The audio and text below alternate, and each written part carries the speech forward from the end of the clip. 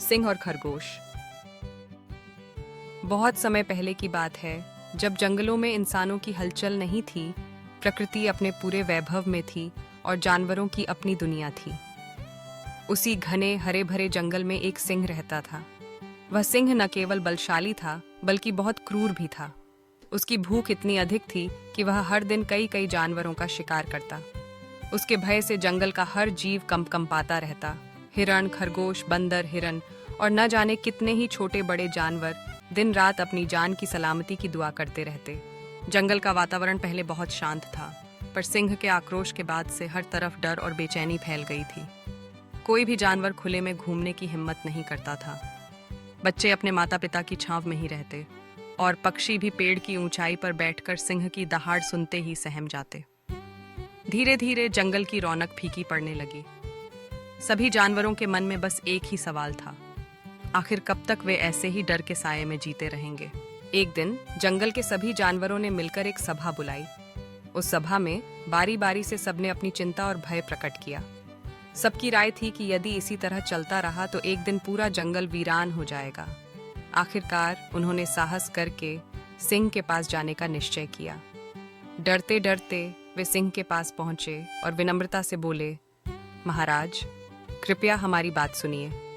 आप जंगल के राजा हैं, हम इसे मानते हैं, परंतु यदि आप रोज इतने जानवर मारेंगे तो जल्द ही कोई नहीं बचेगा।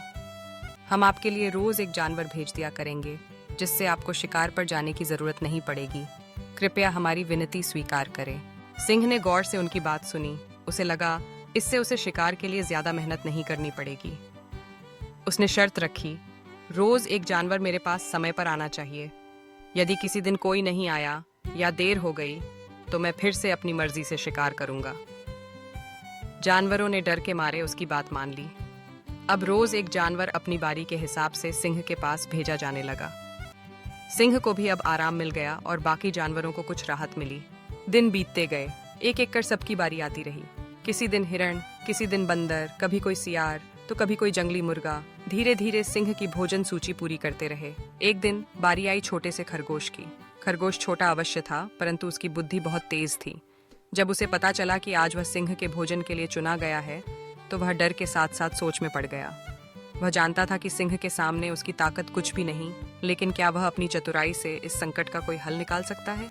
खरगोश ने ठान लिया कि वह सिंह के सामने यूं ही हार नहीं मानेगा। अपनी जान बचाने और जंगल के दोस्तों की रक्षा के लिए उसे कुछ अलग और चतुर सोचना होगा। वह धीरे धीरे जानबूझकर विलंब करता हुआ सिंह के पास पहुंचा।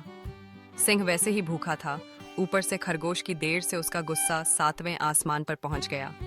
सिंह दहाड़ते हुए बोला, इतनी देर क्यों की? अब मैं अपने नियम तोड़ दूंगा और जितने चाहूं उतने जानवर मारूंगा। खरगोश कांपते हुए किंतु संयमित स्वर में बोला, महाराज, कृपया गुस्सा न हो। मैं समय पर ही आ रहा था, लेकिन रास्ते में मुझे एक और सिंह मिला। उसने मुझे पकड़ लिया और बोला कि वह इस जंगल का असली राजा है। उसने मुझे कहा कि पहले तुम्हें मेरे पास जाना होगा, तभी सिंह महाराज के पास जा सकते हो। बड़ी मुश्किल से मैं वहां से भागकर आपके पास आया हूँ। सिंह यह सुनते ही आग बबूला हो गया। उसे अपनी सत्ता को कोई चुनौती दे, यह वह सहन नहीं कर सकता था। उसने दहाड़ते हुए कहा, कहाँ है वह दुस्साहसी सिंह? मुझे अभी के अभी उसके पास ले चलो, मैं उसे सबक सिखाऊंगा। न्यास का था। खरगोश ने सिंह को जंगल के पुराने गहरे कुएं के पास ले जाया। उसने कुएं की ओर इशारा करते हुए कहा, महाराज, वह इसी कुएं में रहता है। वह बहुत घमंडी है, उसने मुझे रोक लिया था, आप खुद देख लीजिए। सिंह ने बिना देर किए कुएं में झांका। कुएं के साफ पानी में उसे अपनी ही परछाई दिखी। परछाई सिंह की थी, पर सिंह ने समझा कि वह दूसरा सिंह है। सिंह ने अपनी परछाई को देखकर और ज्यादा गुस्से में दहाड़ लगाई। उसकी आवाज कुएं की गहराई में गूंजी और गूंज कर लौटी, मानो दूसरा सिंह भी दहाड़ रहा हो। सिंह को और भी क्रोध आया। उसने सोचा, यह दुस्साहसी सिंह मुझसे मुकाबला करना चाहता है, इसी वक्त इसका अंत कर देता हूँ। आक्रोश में अंधा होकर सिंह कुएं में कूद पड़ा, लेकिन कुएं का पानी गहरा था और वहां से बाहर निकलना असंभव। सिंह तैरना नहीं जानता था और वह डूब गया। इस तरह जंगल के अंदर से निकली एक छोटी सी जान ने अपनी चतुराई और साहस से जंगल को एक भयानक खतरे से बचा लिया। खरगोश की समझदारी और साहस को देखकर जंगल के सभी जानवर खुशी से झूम उठे। उन्होंने मिलकर खरगोश की तारीफों के पुल बांधे। अब जंगल में फिर से शांति और चैन लौट आया। सब ने राहत की सांस ली। बच्चे फिर से खेलने लगे, पक्षी गाने लगे और जंगल की रौनक लौट आई। इस कहानी से हमें कई महत्वपूर्ण सीख मिलती है।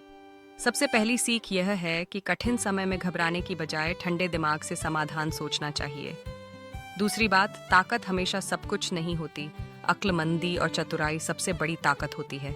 और तीसरी, अगर हम हिम्मत और बुद्धिमानी से काम लें तो कितनी भी बड़ी समस्या हो उसे हल किया जा सकता है। तो जब भी जीवन में कोई बड़ा संकट आए, याद रखिए, चतुराई और शांत दिमाग से आप किसी भी मुश्किल का सामना कर सकते हैं। यही इस सुंदर कहानी का संदेश है। अगर आपको यह कहानी पसंद आई हो तो कृपया लाइक करें, अपने दोस्तों के साथ शेयर करें, कमेंट में अपनी राय जरूर बताएं और हमारे चैनल को सब्सक्राइब करना न भूलें। आपके सहयोग से हमें और भी रोचक और शिक्षाप्रद कहानियां लाने की प्रेरणा मिलती है। बेल आइकन दबाएं ताकि आप हमारी हर नई कहानी सबसे पहले देख सकें। धन्यवाद।